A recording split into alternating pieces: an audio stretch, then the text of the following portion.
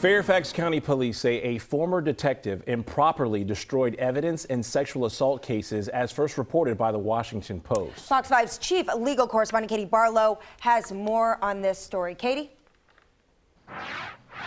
Well, Angie, it all started back when a survivor requested information about her own 1995 sexual assault in Fairfax County. Then police started looking into cases that were investigated by Detective Cynthia Lundberg, who worked for the department back in the mid-90s. And FCPD found that Detective Lundberg improperly destroyed evidence in at least 8 sexual assault cases. Now, a spokesperson for FCPD told Fox 5 that further investigation in these cases would be warranted, but it's now, quote, impossible without necessary evidence.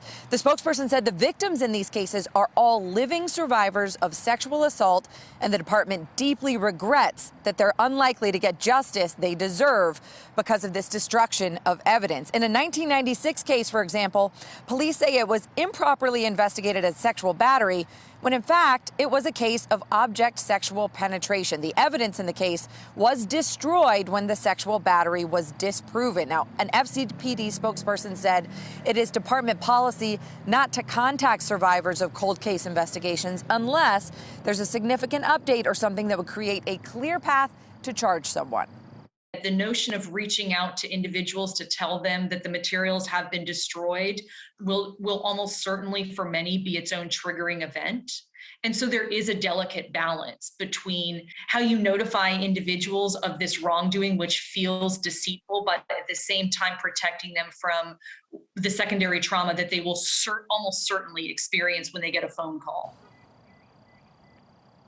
Lee Floyd, a lawyer for sexual assault survivors in Virginia, says it's not uncommon to deal with missing or destroyed evidence. That's even though there's no statute of limitations on prosecuting felony sexual assault here in Virginia. FCPD says they've revised their internal policies now, and a single employee can no longer unilaterally request to destroy a rape kit or other evidence of sexual assault. If you have any information about a sexual assault here in Fairfax County, you can call the FCPD's Victim Services Division, or you can call the National Sexual Assault Hotline, which you see the number right there on your screen.